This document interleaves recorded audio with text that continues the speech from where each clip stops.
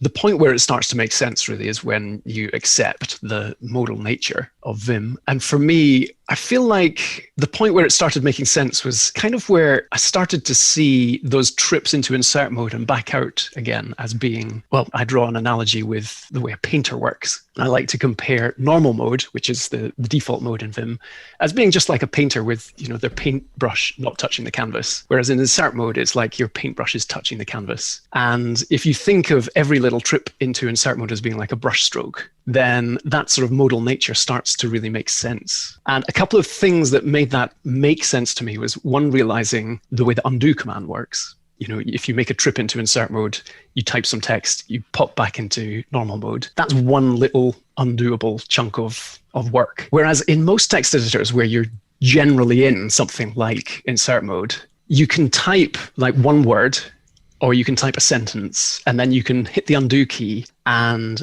how much text it's going to erase is a little bit of you don't quite know.